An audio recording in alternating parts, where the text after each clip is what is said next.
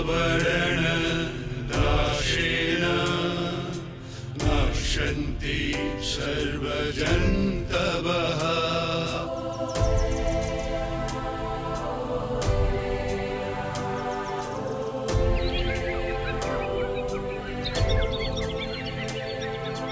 वृक्षः मित्राणि च श्वाकम् इत्थं विचार्य रक्षणं सदा।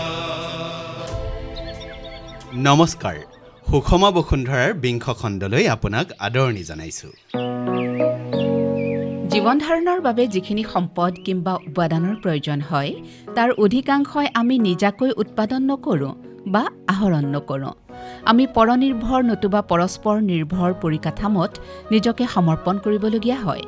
ফলত জীৱনৰ প্ৰকৃত সৌন্দৰ্য উপভোগ কৰাৰ পৰা বঞ্চিত হৈ আহিছোঁ। বিশেষভাৱে জীৱিকাৰ তাগিদাত বা এক অনামী উচ্চাকাংক্ষাত মানুহৰ জীৱনশৈলী এনে পৰ্যায়লৈ পৰ্যবসিত হৈছে যে সাধাৰণ জীৱন যাপন বোলা পৰিৱেশক আমি সততে বিশেষ গুৰুত্ব দিবলৈ এৰি দিছোঁ। সাধাৰণ জীৱন যাপন মানে আৰ্থিকভাৱে নিম্ন স্তৰৰ জীৱন যাপন বুলি বহুতে ভাবে। সাধাৰণ জীৱন যাপন মানে উৎপাদনহীন মৌলিক চিন্তাৰহিত নিৰস জীৱন যাপন বুলি বহুতে ভাবে। কিন্তু সাধাৰণ জীৱন যাপন মানে যে বহু সমস্যা আৰু চাপমুক্ত জীৱন যাপনৰ পৰিৱেশ, সেই কথা আমি বহুতেই অনুভৱ নকৰোঁ। সাধাৰণ জীৱন যাপন মানে যে নিজৰ আৰু প্ৰকৃতিৰ ওপৰত আস্থা ৰাখি পাৰ কৰা এক উপভোগ্য পৰিৱেশ, সেই কথা মুঠেই নাভাবোঁ। সেইবাবে সাধাৰণ জীৱন যাপনক এলাগি কৰি এক উচ্চ স্তৰৰ জীৱনৰ সন্ধানত নিজকে প্ৰতিযোগিতাৰ নিগনি দৌৰত আমি বিলীন কৰি দিওঁ।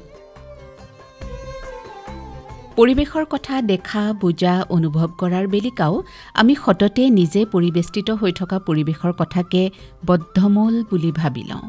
নিজে সমস্যাত ভুগিছোঁ মানে পৃথিৱীৰ সকলোৱে সেই সমস্যাত আছে বুলি ভাবোঁ। নিজে সমস্যাৰ পৰা মুক্ত হৈ আছোঁ মানে পৃথিৱীৰ কোনোৱেই যেন সেই সমস্যাৰ সন্মুখীন হোৱা নাই সেই বুলিয়েই আমি যেন ভাবি লওঁ। মানে আমি বানপানীত আক্ৰান্ত হৈছোঁ মানে সমস্ত পৃথিৱীবাসীয়ে বানপানীত আক্ৰান্ত। আমি তীব্ৰ খৰাঙত আক্ৰান্ত হৈছোঁ মানে গোটেই বিশ্বই খৰাঙৰ কবলত পৰিছে, এনে ভাৱেৰে কথাবোৰ ভাবিবলৈ আৰম্ভ কৰি দিওঁ। যাৰ বাবে প্ৰকৃতিৰ অপৰূপ বিচিত্ৰতাখিনি আমাৰ দৃষ্টিত ধৰা নপৰাকৈ থাকি যায়। আকাশবাণীৰ মজিয়াত বহি পৰিৱেশৰ যথোপযুক্ত স্বৰূপ আৰু বিশিষ্টতাৰ মেপ এখন অংকন কৰিব নোৱাৰি। তাত্ত্বিক জ্ঞান আৰু কৰ্মক্ষেত্ৰত বিচিত্ৰ অভিজ্ঞতায়ো প্ৰকৃতিৰ বৈচিত্ৰ্যময়তাখিনি অনুভৱ কৰিব নোৱাৰি। সেই কথা অনুভৱ কৰিয়েই সুষমা বসুন্ধৰাৰ যাত্ৰাৰ আৰম্ভণিৰ সময়ৰ পৰাই আমি ক্ষুদ্ৰ পৰ্যায়ৰ পাৰিপাৰ্শ্বিক মূল্যায়ন আৰু পৰিকল্পনাৰ কথা কৈ আহিছিলোঁ। আৰু জাপি দিয়া সংস্কৃতিৰ সলনি আঞ্চলিক পৰ্যায়ত মূল্যায়ন, পৰিকল্পনা আৰু ৰূপায়ণৰ কথাত জোৰ দি আহিছিলোঁ। তাৰেই পৰিকল্পনাৰ প্ৰথম পদক্ষেপ আছিল স্থানীয় পৰ্যায়ৰ শ্ৰোতা তথা কৰ্মীৰে সংশ্লিষ্ট অঞ্চলৰ পৰিকল্পনাখিনি ৰূপায়ণ কৰা। আমি বিশ্বাস আৰু ঠিক কৰি লৈছিলোঁ যে স্থানীয় সমস্যাখিনি স্থানীয় লোকেৰেই প্ৰতিৰোধ কৰিব লাগিব আৰু স্থানীয় সম্পদখিনিকো স্থানীয় লোকেই ভোগৰ অধিকাৰো পাব লাগিব। সুষমা বসুন্ধৰাৰ পূৰ্বৰ খণ্ডত আমি ইতিমধ্যে মেচাকি চাপৰিৰ সোণাৰাম লালুঙৰ সৈতে অঞ্চলটোৰ পৰিৱেশৰ কথা আৰু তেওঁ কৰিবলৈ বিচৰা কামৰ কথা ফোনেৰে পাতিছিলোঁ।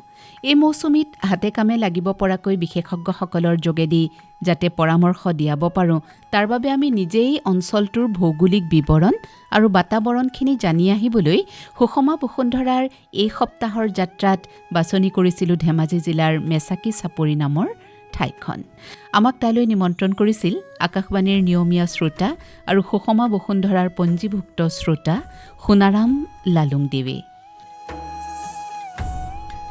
ধেমাজি জিলাৰ মেচাকি চাপৰি অভিমুখী যাত্ৰাটোত আমি আকাশবাণীৰ কাৰ্যালয়ৰ পৰা বিশেষ অসুবিধা নোহোৱাকৈ আগবাঢ়ি গ'লোঁ। বগীবিল দলং, কোলাজান, অকাজান, চিমেণ্ট চাপৰি, তেলাম আৰু বৈকুণ্ঠপুৰলৈ। সেইখিনিলৈ আমাৰ প্ৰায় সকলো ঠাই চিনাকিয়ে আছিল। বৈকুণ্ঠপুৰৰ পৰা আমাক সোঁফালৰ পথেৰে সোমাই আহিবলৈ ফোনেৰে নিৰ্দেশ দিলে সোণাৰাম লালুঙে। এই পথছোৱা আমাৰ সকলোৰে বাবে নতুন। পথছোৱাত আমি নদীবিহীন প্ৰায় 5খন দলং পাৰ হ'লোঁ। প্ৰত্যেকখনৰে দৈৰ্ঘ্য প্ৰায় 50ৰ পৰা 100 ফুট তলত জলাহভূমি অনুমান কৰিলোঁ বাৰিষাত সেই জলাহভূমি চাগে পানীৰে উপচি পৰে আৰু অঞ্চলৰ ৰাইজৰ যাতায়াতত অসুবিধাৰ সৃষ্টি কৰে বৈকুণ্ঠপুৰৰ পৰা প্ৰায় 4 কিলোমিটাৰমান অহাৰ অন্তত আমি কানাই তিনিআলিত উপস্থিত হ'লোঁ তাতেই আমাৰ বাবে ৰৈ আছিল আমাৰ যাত্ৰাটোৰ আঁৰৰ ব্যক্তি সোণাৰাম লালুং কানাই তিনিআলিৰ পৰা বাওঁফালে সোণাৰাম লালুঙৰ পিছে পিছে আগবাঢ়িল আমাৰ গাড়ীখন তাৰ পৰাই আমি সন্মুখীন হৈ গৈ থাকিলোঁ চাপৰিৰ জীৱন যাত্ৰাৰ প্ৰকৃত ছবিসমূহৰ কানাই তিনিআলিৰ পৰা আহি কৰ্ণপুৰ ঘাটত আমাৰ গাড়ী ৰলহি সন্মুখত লালি নৈ প্ৰায় 100 মিটাৰ বহল প্ৰাক বাৰিষাৰ লালি নৈখন গাড়ীখন তাতে এৰি মেচিন নাৱেৰে পাৰ হ'লোঁ পাৰত আমাৰ বাবে ৰৈ আছিল 4খন মটৰচাইকেল চালকৰ ৰূপত সোণাৰাম লালুং আৰু তেওঁৰ 3গৰাকী সতীৰ্থ সুষমা বসুন্ধৰাৰ 4গৰাকী সদস্যক আগবঢ়াই নিবলৈ আহিছিল তাৰ পৰা বালিচৰ ঝাওবন বগৰী গছৰ মাজে মাজে প্ৰায় 4 কিলোমিটাৰ যোৱাৰ পাছত লালি নৈৰ দ্বিতীয়টো খুঁটিত উপনীত হ'লোহি সেই একেই পৰিৱেশ খুঁটিটোৰ প্ৰস্থ প্ৰায় 100 মিটাৰ মেচিন নাৱত মানুহ মটৰচাইকেল সহিতে পাৰ হৈ পুনৰ একেধৰণেৰে প্ৰায় 3 কিলোমিটাৰমান যাত্ৰাৰ অন্তত অৱশেষত উপস্থিত হ'লোহি সোণাৰাম লালুঙৰ ঘৰত দিনৰ 12 বজাত সোণাৰাম লালুঙৰ ঘৰত তেতিয়া 20জনতকৈও অধিক পুৰুষ মহিলা সমবেত হৈ আছিল গোট খোৱা সকলোৰে মন সপ্ৰতিভ আৰু নিজৰ ঘৰুৱা কাম এৰি বা পুৱা ভাগতে সামৰি আমাৰ সৈতে মনৰ কথা ক'বলৈ সাজু হৈ আছিল সেই পৰিৱেশে আমাকো উৎসাহী কৰি তুলিছিল তেওঁলোক সকলোৱে আকাশবাণীৰ নিয়মীয়া শ্ৰোতা আৰু সুষমা বসুন্ধৰাৰ বিষয়েও ভালদৰে অৱগত আমি প্ৰাথমিক চাচিনাকিৰ পাছতে যাৱতীয় বাণীবন্ধনৰ কামখিনি আগবঢ়ালোঁ প্ৰথমতে আমি সোণাৰাম লালুঙৰ পৰা মেচাকি চাপৰিৰ ভৌগোলিক পৰিৱেশ আৰু তেওঁৰ পৰিকল্পনাৰ কথা জানিবলৈ বিচাৰিলোঁ হয় আমাৰ মেচাকি চাপৰিটো যিহেতু ব্ৰহ্মপুত্ৰৰ এটা চাপৰি উত্তৰ পাৰে দুখনকৈ লালি নদী চিয়াঙৰ যিটো খুঁটি বৈ গৈছে আৰু দক্ষিণ ফালে মূল ব্ৰহ্মপুত্ৰখন বৈ গৈছে আৰু মূল চিয়াংখন এই মেচাকি চাপৰিৰ পূব দিশে উত্তৰৰ পৰা দক্ষিণ দিশলৈ বৈ গৈছে যিহেতু চাপৰি অঞ্চল বিভিন্ন ধৰণৰ গছ-গছনিৰে ভৰা শিমলু বগৰী ঝাওবন ইত্যাদি নল বিৰিণা সাগৰী তেনেকৈ বৃহত্তৰ চাপৰি অঞ্চল বহু গাঁও ইয়াত আছে এতিয়া সোণাৰাম তুমি যিহেতু আমাৰ এই অনুষ্ঠানটোত অংশগ্ৰহণ কৰিছা কেনেধৰণৰ কাম কৰাৰ পৰিকল্পনা তুমি মনত পুহি ৰাখিছা হয় যিহেতু ইয়াত মানুহৰ বসতি অঞ্চলৰ লগতে বিভিন্ন ধৰণৰ খালী ঠাই আছে চৰণীয়া পথাৰ আছে সেইবোৰত আমি বিভিন্ন ধৰণৰ গছ-গছনি ৰুম বুলি পৰিকল্পনা এটা কৰিছোঁ ঠিক তেনেকৈ মই ইতিমধ্যে আৰম্ভও কৰিছোঁ 200 জোপামান চুম গছ ৰুইছোঁ মই মানে ইয়াৰ পৰা মই ভাবোঁ গৰাখহনীয়াও ৰক্ষা হ'ব লগতে সেউজীকৰণো হ'ব যেনেকৈ বনানীকৰণ হ'ব বুলি ভাবোঁ আৰু যিহেতু চুম এটা খেতি হয় মুগা পালন কৰিব পাৰিম বুলি ভাবোঁ এতিয়া তুমি এটা দল নিশ্চয় গঠন কৰি লৈছা তোমাৰ দলত যিসকল সদস্য অন্তৰ্ভুক্ত হৈছে তেওঁলোকৰ আগ্ৰহ কেনেকুৱা এই কামটোৰ প্ৰতি বহুতো আগ্ৰহ দেখিছোঁ কাৰণ এতিয়া আৰম্ভণিতে বিভিন্ন ধৰণৰ সহায় সহযোগ কৰি আছে এতিয়াও উপস্থিত হৈছেহি গতিকে ইয়াৰ পৰা গম পোৱা গৈছে যে সকলোৱে মিলিজুলি আমি কামখিনি কৰিব পাৰিম সোণাৰাম লালুঙক সকলো সময়তে দিহা পৰামৰ্শ দিয়া আৰু বহু সময়ত একেলগে কাম কৰা বাবু দৈমাৰীৰ সৈতে আমি কথা পাতিছিলোঁ তেওঁ মেচাকি চাপৰিৰ প্ৰকৃতিৰ এগৰাকী ৰক্ষক আৰু বাহক অকলে অকলে আৰু কেতিয়াবা সোণাৰাম লালুং আদি যুৱচামক লৈ তেওঁ কেতিয়াবা বন কাটি ৰাস্তা মুকলি কৰে আৰু কেতিয়াবা মুকলি ঠাইত গছপুলি ৰোপণ কৰে আৰু প্ৰতিপালন কৰে হয় এতিয়া সুষমা বসুন্ধৰাৰ দৰে এটা অনুষ্ঠান আকাশবাণী ডিব্ৰুগড় কেন্দ্ৰই আৰম্ভ কৰিছে এনে এটা অনুষ্ঠানৰ দ্বাৰা এই অঞ্চলত কেনেধৰণৰ সুপ্ৰভাৱ পৰিব বুলি আপুনি ভাবে এইটো আমি ভাবিছোঁ সুষমা বসুন্ধৰা যিটো এই অনুষ্ঠানটো খুব ভাল লাগিছে মই প্ৰায় প্ৰথমৰ পৰাই শুনি আছোঁ আৰু মই নিজেও পঞ্জীভুক্ত হ'ম বুলি ভাবিছিলোঁ কিন্তু মোৰ নাম নাহিলে ইয়াৰ উপৰি মইতো নিজে আগতীয়াকৈ এনেও কৰি থাকোঁ মই গছ ৰোৱা অভ্যাস মোৰ আছেই এতিয়াও মই বহুতো গছ ৰুই থৈ দিছোঁ শিমলুৰ পৰা আদি কৰি চন্দন কাজু বাদাম ইত্যাদিৰ পৰা কৰি লগত মই সোণাৰামকো লগত লৈ থাকোঁ এতিয়াও এই কামটো সকলোমে কৰি যাম বুলি আশাবাদী আছোঁ আৰু হয় এতিয়া এই অঞ্চলত যিহেতু গছ-গছনি যথেষ্ট আছে তাৰ পাছতো গছ ৰোৱাৰ প্ৰয়োজনীয়তা আপুনি কিয় অনুভৱ কৰিছে গছটো ৰুবই লাগিব গছ থাকিলেও গছ ৰুব লাগিব কাৰণ নিজে গজা গছটো আনে কাটিবলৈ কুণ্ঠাবোধ নকৰে। কোনোবা যদি ৰুইছে বুলি ভাবিলে সেইটো লাৰিবলৈ নিবিচাৰে। সেইবাবে গছ থাকিলেও গছ ৰুবই লাগে। গছ বাৰীতে মই গছ ৰুইছোঁ। এই অঞ্চলত আপুনি যেতিয়াৰ পৰা বসবাস কৰিছে প্ৰায় গৰাখহনীয়াৰ কবলত পৰে বুলি গম পোৱা গৈছে। যদি গছৰ সংখ্যা বাঢ়ি যায় এই গৰাখহনীয়া সমস্যাৰ কিবা সমাধান হ'ব বা তেনেকুৱা কিবা সম্ভাৱনীয়তা আপুনি দেখা পায় নেকি বাৰু? নিশ্চয়কৈ নদীৰ গৰা কিনাৰত যদি ডাঙৰ ডাঙৰ গছ থাকে বহুতো মানে প্ৰটেকশ্যন হয়। এটা ডাঙৰ গছ যদি উভালি পেলাই পেলাই দিয়ে পানীত, তেতিয়া সেই গছটো বহুতো মানে প্ৰটেকশ্যন কৰে পানীক। তেতিয়া যেনিবা এটা গছ গ'ল কিন্তু বাকী গৰাকেইটা বহুত প্ৰটেকশ্যন হৈ থাকে মানে। সেইবাবে নদী কিনাৰত গছ ৰোৱাটো একেবাৰে নিতান্ত বাঞ্ছনীয় বুলি মই ভাবোঁ। ধন্যবাদ। ধন্যবাদ। আমি সুষম বসুন্ধৰাৰ যোগেদি বহনক্ষম উন্নয়নৰ কথা কওঁতে সততে আমি গছৰ পৰা কাঠ উৎপাদন আৰু ফল মূল আহৰণ কৰি তাৰ সংৰক্ষণ বিক্ৰী কৰি আৰ্থিক লাভৰ কথাকে হয়তো বেছিকৈ গুৰুত্ব দিছিলোঁ।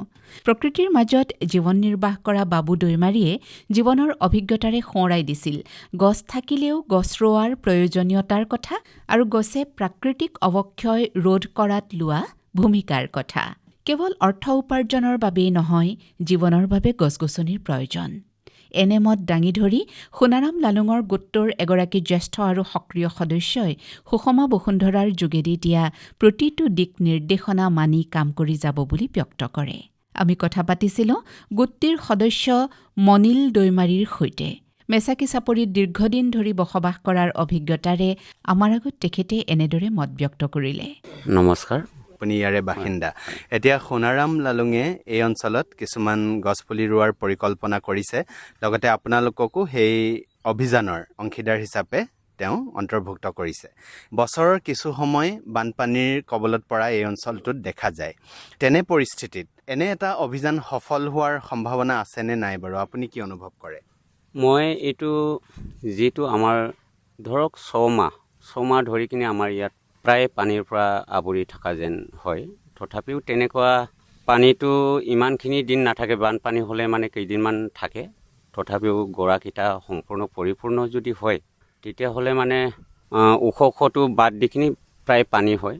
তথাপিও আমি চিন্তা কৰিছোঁ নিশ্চয় সফল হ'ব। মানুহে যদি কিবা এটা ভাল চিন্তা চৰ্চা কৰি কিনি মনোযোগ দি কিনি যদি কামকেইটা নিয়াৰিকৈ কৰি যায় তেতিয়াহ'লে নিশ্চয় কোনো কামে মানে বাধা দি ৰাখিব নোৱাৰিব। নিশ্চয় সফলতা হ'ব বুলি মই আশা কৰোঁ। এই অঞ্চলৰ মাটিত যিহেতু ইয়াত প্ৰায় পলস পেলাই থৈ যায় ব্ৰহ্মপুত্ৰই বা লালি নদীয়ে, এই অঞ্চলৰ মাটিত কেনেধৰণৰ গছ গছনি বেছি ভাল হয়? আপোনাৰ অভিজ্ঞতাই কি কয়? আমাৰ যিটো পলসুৱা মাটি ইয়াত কিবা হয়, মই দেখিছোঁ এইটো অঞ্চলত যিকোনো গছ হ'লেবি মই মানে সোনকালে বাঢ়ি অহাটো মই দেখিছোঁ। যেনেকা শিমলু গছ ইয়াত কপাৰ পৰা উৰি কিনি আহি যিবিলাকে গজিছে সেইবিলাকো ভালকৈ মানে গজি কিনি দেখিছোঁ কেইটামান বছৰতে লবকৈ বাঢ়ি আহে। তেনেকুৱা বেলেগ বেলেগ গছ ৰুইছে, সেইবিলাকো সোনকালে আগবাঢ়ি আহিছে। কেলৈ পলসুৱা মাটিত যিকোনো গছে প্ৰায়ভাগ ভাল হয় বুলি মই আশা কৰোঁ। সেইটো তামোলে ৰোগ বা ভাল গছে ৰোগ চব ভাল হৈছে বুলি মই আশা কৰিছোঁ। মাটিবোৰ সাৰুৱা, গতিকে সকলো গছে সোনকালে হয়। ধন্যবাদ। সোণাৰাম লালুঙে গঠন কৰা গোটৰ এগৰাকী সদস্য বিমল বসুমতাৰীয়েও নিজৰ মত ব্যক্ত কৰে। নমস্কাৰ। গাঁও মোৰ ৰামসিং ৰাভা গাঁও।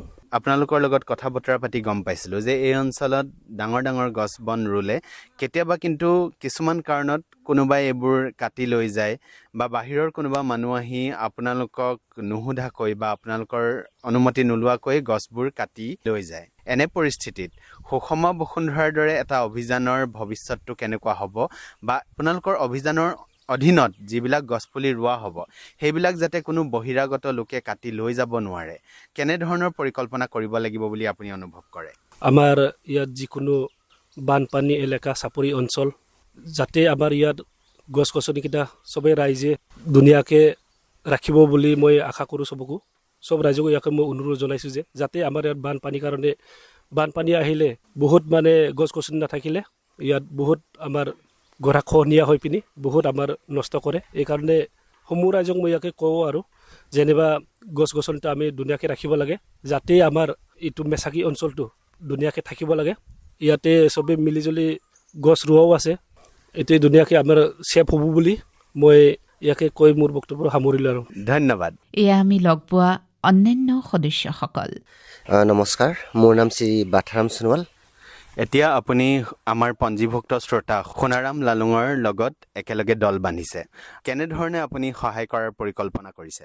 মই ইয়াকে ক'ব বিচাৰিছোঁ, যিখিনি নেকি আমাৰ এই ছয় এলেকাত সেউজীয়া পৰিৱেশ আমাক সম্পূৰ্ণভাৱে লাগেই, আৰু যিহেতু নেকি আমি প্ৰকৃতিৰ পৰা আমি জীয়াই আছোঁ, আমাক গছ গছনি লাগিব। গছ গছনি নহ'লে মানে আমি জীয়াই থাকিবও নোৱাৰা হ'ব, আৰু যিমান গছ গছনি আমাৰ ঘন হ'ব সিমানে আমাৰ অক্সিজেন আমি পাম, কাৰ্বন ডাই অক্সাইডবিলাক কিছুমান কমি যাব, সুন্দৰ বতাহ পাম আমি।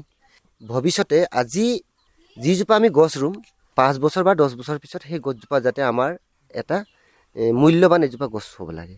কিন্তু এতিয়া সোণাৰাম লালুঙে অলপ আগতে কৈ গৈছে চুম গছৰ কথা। আপোনালোকে নিশ্চয় ধেমাজি জিলাত নিশ্চয় শুনিছে চাগে, আমাৰ মুগাটো মেইনলি ইয়াত বেছি উৎপাদন হয়। গতিকে আশা ৰাখিছোঁ আমি চুমৰ লগতে আৰু কিছুমান নুনি আৰু বহুতো কিছুমান ভাল ভাল গছ গছনি আছে, যাতে আমাৰ যিসকল আমাৰ শ্ৰদ্ধা আছে, যিসকল আমাৰ গণ্যমান্য ব্যক্তি আছে, মোৰ ভাইটিসকল আছে, আগুৱাই যাবলৈ মই অনুৰোধ জনাইছোঁ, যাতে আমি এতিয়া আগুৱাই গৈ উন্নয়ন পথত সদায় আগবঢ়াটো আমাৰ নিতান্ত প্ৰয়োজন হয়। ইমানে ক'লোঁ মই। ধন্যবাদ। নমস্কাৰ, মোৰ নাম মালা চত্ৰধৰ, মোৰ ঘৰ বৰীয়া চাপৰি।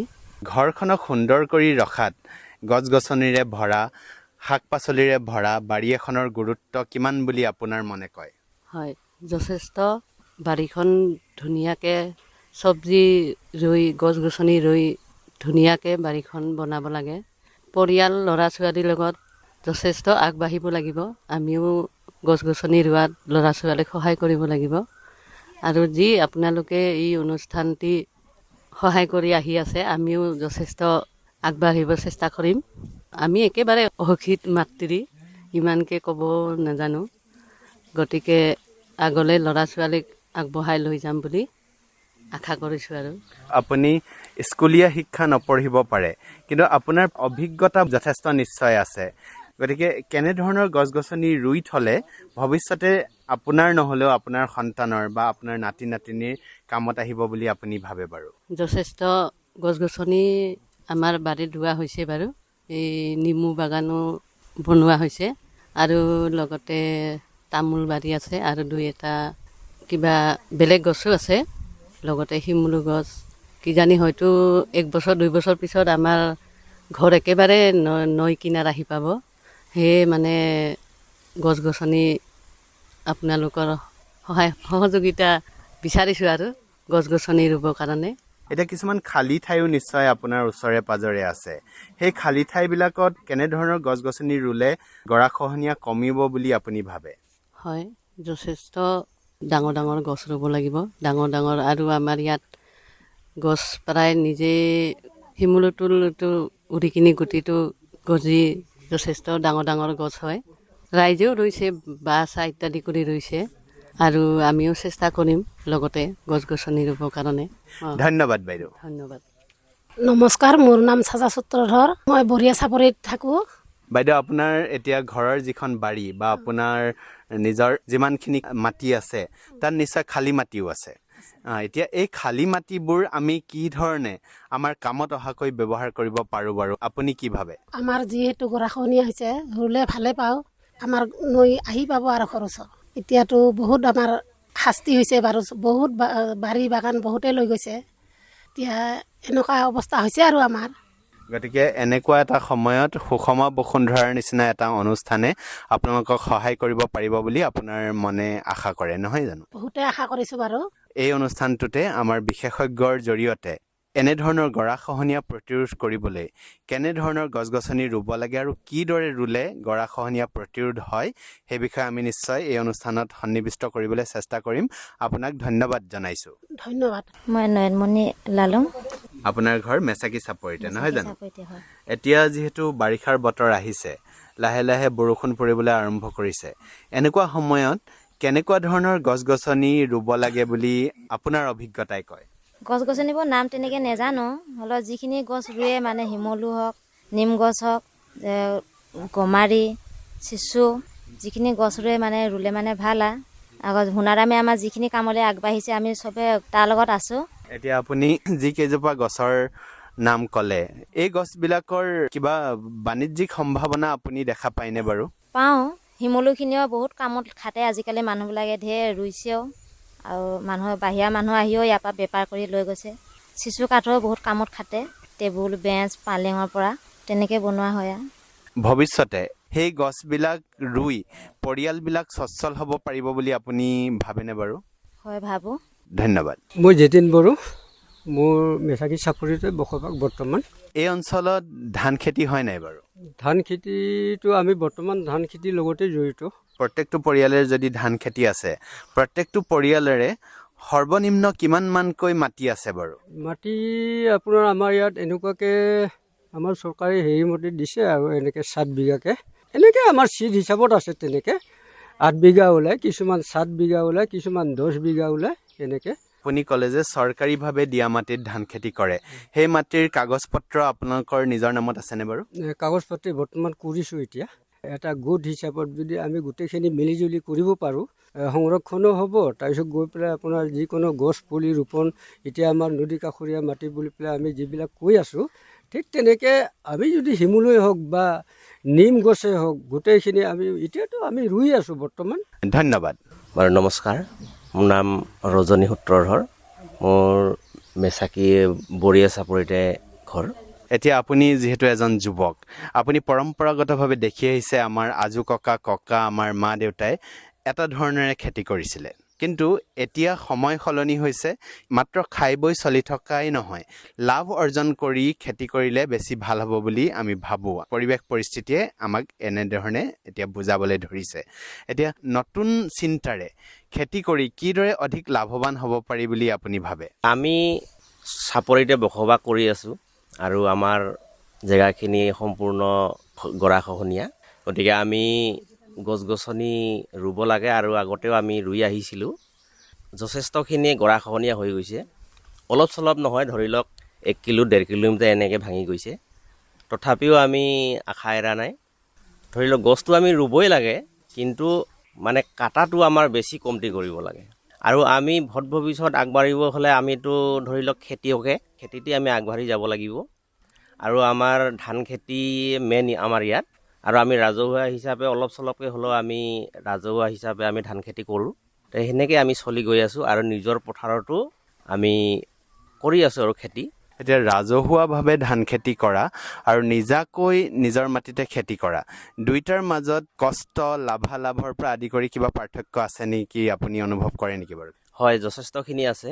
আমি যদি নিজাকৈ কৰিব যাওঁ আমাৰ বহুখিনি অসুবিধা হয়, আমাৰ আৰ্থিক ফালৰ পৰা আমাৰ সেইখিনি সুবিধা নহয়গৈ। যদি আমি ৰাজহুৱা হিচাপে আমি কৰোঁ, তেতিয়াহ'লে আমাৰ সেইখিনি সুবিধা আহিব, অভাৱটো আমাৰ নহ'ব। ইয়াত ধৰি লওক সাৰ লাগিব বা ধৰি লওক ট্ৰেক্টৰ লাগিব, এনেকৈতো বহুতখিনি খৰচা হয়। যদি আমি 50 জনে বা 100 জনে যদি আমি এই কামখিনি কৰোঁ, তেতিয়াহ'লে আমাৰ যথেষ্টখিনি সুবিধা হ'ব বুলি ভাবোঁ। চুক্তি কৰি লৈ সকলোৱে খেতি কৰাৰ এটা ধাৰণাটো একেবাৰে নতুন নিচিনা আমাৰ অসমত বিশেষকৈ। গতিকে তেনে এটা ধাৰণা যদি আপোনালোকে ইয়াত আৰম্ভ কৰে, সেয়া সফল হ'ব বুলি আপোনাৰ মনে কয় নাই, বা ৰাইজৰ তাৰ প্ৰতি কেনেধৰণৰ সঁহাৰি আপুনি পাব বুলি ভাবে? এইখিনিতে ৰাইজৰ সম্পূৰ্ণ আগ্ৰহী আছে, আমি দেখি পাইছোঁ। কিন্তু মেইন কথা হৈছে আমাৰ ইয়াত গৰাখহনীয়া। আগতে আমাৰ যথেষ্টখিনি আমাৰ এৰিয়াত মাটি আছিলে আৰু এতিয়াও আছে, নাইকিয়া নহয়। প্ৰচেষ্টা চলাই আছোঁ, ধৰি লওক আমি এনেকৈ ৰাজহুৱা হিচাপে খেতি কৰিম। আমাৰ শুভেচ্ছা থাকিল। নমস্কাৰ। গোটৰ সদস্যসকলৰ সৈতে কথা পতা শেষ কৰি আমি সোণাৰাম লালুঙৰ সৈতে মেচাকি চাপৰিৰ মূল কেন্দ্ৰস্থলত অধ্যয়নৰ বাবে ওলাই গ'লোঁ। তেওঁলোকৰ মানত সেয়া হৈছে চেণ্টাৰ। তাত শনিবৰীয়া বজাৰ বহে। নিয়মিতভাৱে প্ৰায় 8খনমান দোকান বহে। মেচাকি চাপৰিৰ অঞ্চল বিশেষত কেইবাখনো গাঁও গঢ় লৈ উঠিছে। সেইবোৰ হৈছে ৰামসিং চাপৰি বা মেচাকি ৰামসিং, বঢ়িয়া চাপৰি, ঝাউধুলি বড়ো গাঁও, 1 নম্বৰ মেচাকি আদি। তাতে 4খন প্ৰাথমিক বিদ্যালয় আৰু এখন মধ্য ইংৰাজী বিদ্যালয় আছে। এখন খেলপথাৰ আছে মেচাকি চাপৰিৰ কেন্দ্ৰটোৰ কাষত। মেচাকি চাপৰিৰ দক্ষিণ দিশত মূল ব্ৰহ্মপুত্ৰ বৈ গৈছে। উত্তৰ দিশত আছে লালি নৈ। যিফালে চোৱা যায় সেইফালেই সেউজীয়াই দেখা যায়। তাৰ মাজতো আছে বহু মুকলি ঠাই। জনসংখ্যা প্ৰায় ৬-৭ হাজাৰ, ভোটাৰৰ সংখ্যা প্ৰায় ২৮০০। সকলোৰে সমস্যা একেই, যাতায়াত আৰু জীৱন ধাৰণৰ অন্য নৈমিত্তিক আন্তঃগাঁথনি আৰু সা সুবিধাজনক সমস্যা একোৱেই তেওঁলোকৰ লগত নাই। বহু সময়ত তেওঁলোকৰ অনুভৱ হয় যেন প্ৰকৃতিও তেওঁলোকৰ লগত নাই। বানপানী, খহনীয়া আদিৰে সততে জৰ্জৰিত হৈ থাকে তেওঁলোক। পাছ মুহূৰ্ততে তেওঁলোকৰ অনুভৱ হয় প্ৰকৃতিয়েই তেওঁলোকৰ সাৰথি, প্ৰকৃতিয়েই তেওঁলোকৰ সকাহ। প্ৰকৃতি আৰু মানৱসৃষ্ট অনেক সমস্যাৰ মাজতো তেওঁলোকে মেচাকি চাপৰি এৰি অহাৰ কথা চিন্তা নকৰে। প্ৰকৃতিয়ে তেওঁলোকক সাহস দিয়ে। কাইলৈৰ পৰা সুষমা বসুন্ধৰাও থিয় দিব তেওঁলোকৰ সৈতে। তাৰ বাবে বিশেষজ্ঞসকলৰ সৈতে আলোচনা মৰ্মে নিশ্চয় এক ফল নিৰ্দিষ্ট কৰ্মসূচী প্ৰস্তুত কৰিব পৰা যাব। বিশাল বিশাল অঞ্চলত নিজে নিজে গজা বগৰী গছবোৰত বতৰৰ বগৰীবোৰ লাগি পকি সৰি থাকে গছৰ তলত। সেইবোৰেৰে অৰ্থনৈতিক কৰ্ষণৰ বাট মুকলি হ'ব পাৰে। বাৰীত দেখিছিলোঁ স্বাস্থ্যৱান নেমু গছ, চাৰিওফালে দেখিছিলোঁ শাৰী শাৰী শিমলু গছ। সেইবোৰৰ পৰা অৰ্থনীতিৰ বাট নিশ্চিতভাৱে ওলাব। গৰু খুঁটিবোৰৰ পৰাও পৰ্যাপ্ত গাখীৰ আমদানি হয় ডিব্ৰুগড় আদি অঞ্চললৈ। সেই বাটবোৰ মৰিবলৈ দিব কিন্তু নালাগিব। দিনটো গোটটোৰ সদস্যসকলৰ সৈতে কটাই আৰু মেচাকি চাপৰিৰ সামগ্ৰিক পৰিৱেশৰ বিষয়ে বুজ লৈ উভতনি যাত্ৰাৰ বাবে আমি সাজু হ'লোঁ। আকৌ সেই একেই যাত্ৰা। প্ৰথমতে মটৰ চাইকেলেৰে লালি নৈৰ এটা ঘাটত উপস্থিত হ'লোঁ। সেয়া পাৰ হৈ পুনৰ মটৰ চাইকেলৰ যাত্ৰা কৰি আহি লালি নৈৰ দ্বিতীয়টো ঘাটো পাৰ হ'লোঁ। তাৰ পিছতেই নৈৰ পাৰতে আমি এৰি যোৱা গাড়ীখনেৰে উভতিলোঁ ডিব্ৰুগড় অভিমুখে। কৰ্ণপুৰ ঘাটত গাড়ীত উঠি ডিব্ৰুগড়লৈ দীঘলীয়া যাত্ৰাপথত আমাৰ সকলোৰে এটাই মত আৰু স্বগতোক্তি ওলাল। আমাৰ বাবে কল্পনাতীত দুৰ্গম, কিন্তু তাতো এখিনি মানুহে কৰি আছে সাধাৰণ অথচ ঈৰ্ষণীয় সুখী জীৱন যাপন। দুখতো যেন দুখহীন, দুখবোৰক যিসকলে পৰিণত কৰে সুখৰ আকৰলৈ। মেচাকি চাপৰিৰ বৰ্ণিল অভিজ্ঞতাৰে আজি আমি সুষমা বসুন্ধৰা অনুষ্ঠানটিৰ পৰা ইমানতে বিদায় লৈছোঁ। নমস্কাৰ। दुष्टतां यति प्रकृतिर्विकृतायते